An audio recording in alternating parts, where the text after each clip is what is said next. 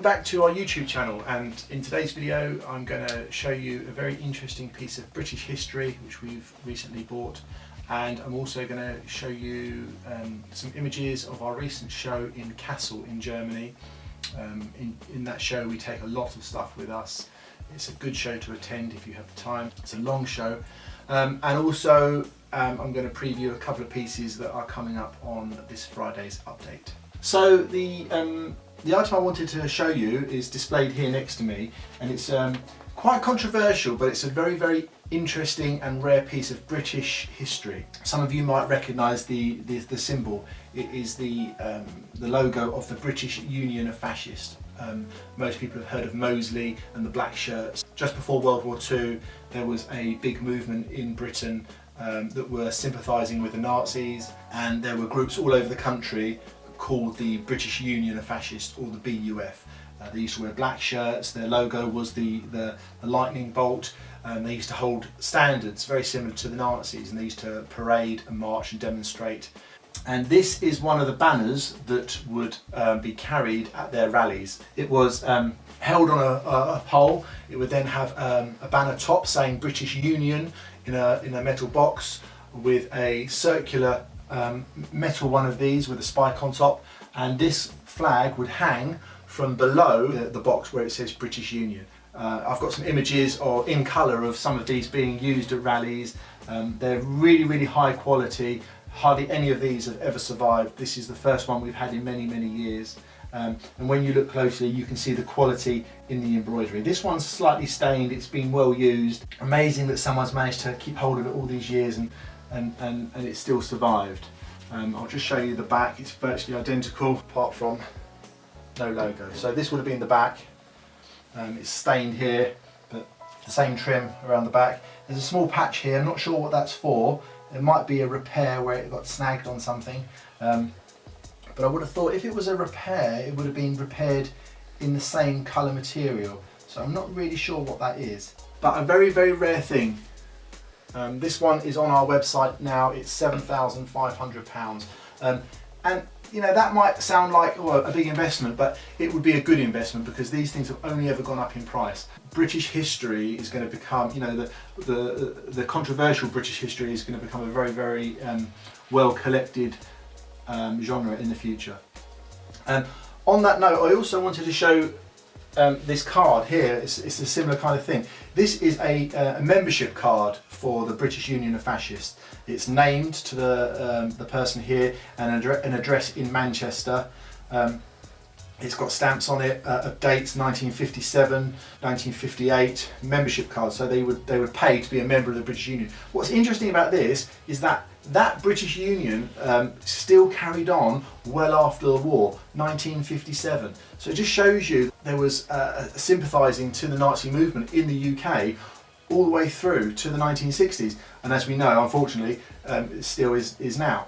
But this is a really, really interesting piece of history. And what I find interesting about this kind of thing, when you have an address on here, is that I think to myself, someone actually lives in that house now, you know? And you could probably go to that house in Manchester and find the person and tell them, oh, you know, someone who lived in your house was a member of the British Union of Fascists. Really interesting thing. In the next part of the video, I'm going to show you now images of our show that we went to in Kassel in Germany. As I said, it's a week-long show.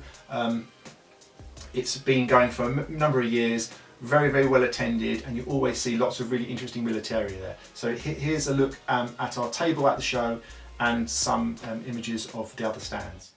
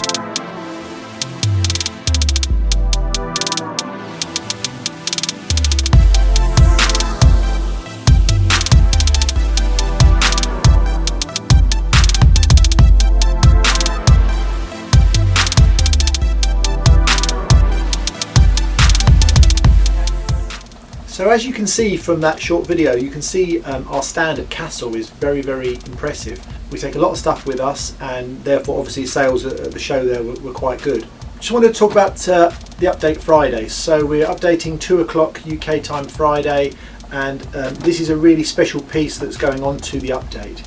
Scottish items from World War I are really hard to find, and they're also very, very popular. This is a full uniform to a soldier in the Cameron Highlanders. It's the kilt, it's the Scottish tunic, which is the cutaway version, so it's like an O2 pattern tunic but with a cutaway bottom skirt. It's got identity tags on here.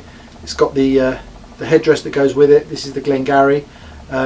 It's got the spats here with it, and what's really nice about these spats is the label still inside, 1914 dated. It has the Cameronian sporran with it, some hose tops and ties, full history of the man, all his documentation of what he did during World War I. And what's most interesting about this as well, which makes it quite desirable, is this kilt.